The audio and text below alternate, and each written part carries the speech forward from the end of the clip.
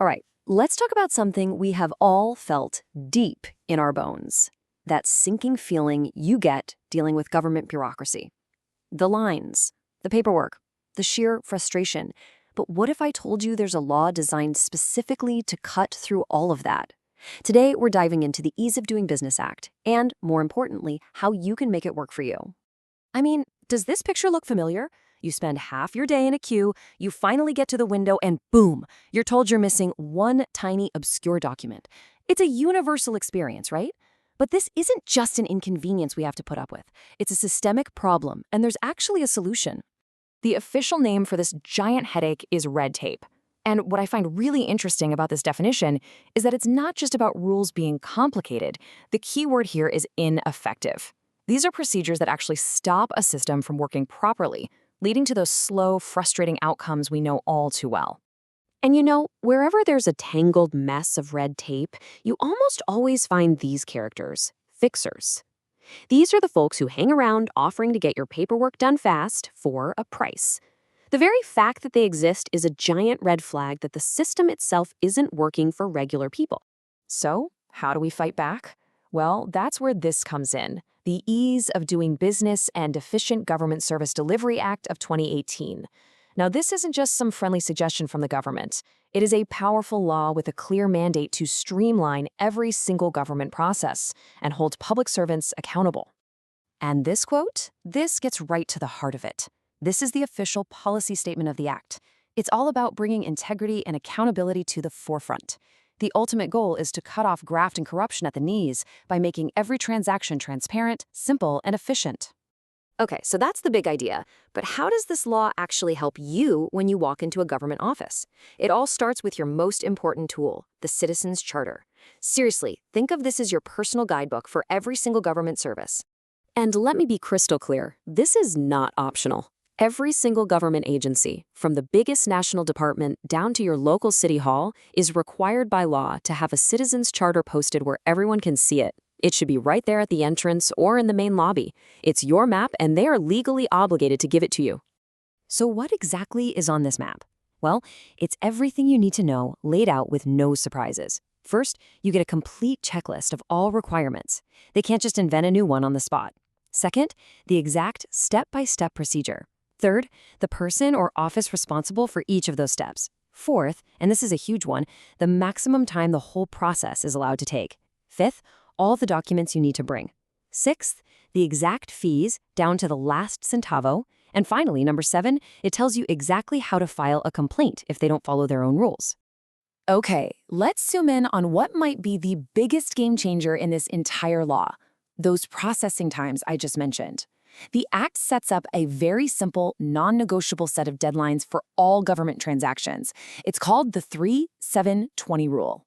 For any simple transaction, a government agency has a maximum of 3 working days to process and act on your application, assuming you've submitted everything.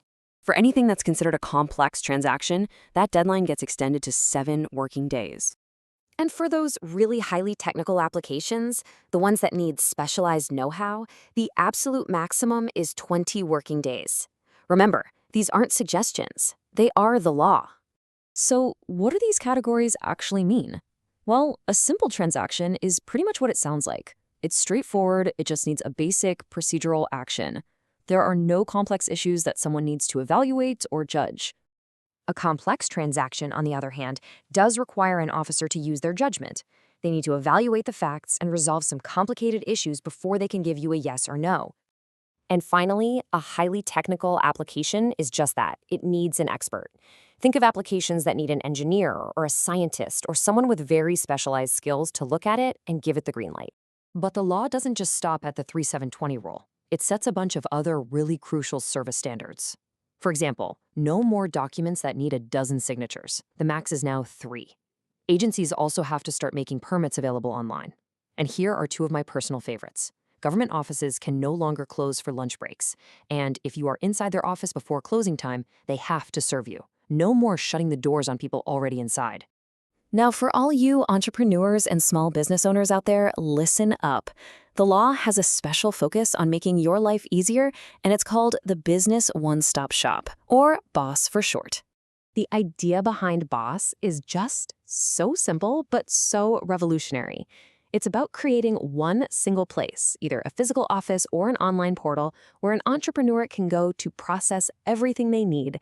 No more running around to 10 different buildings all over town just to get a business permit.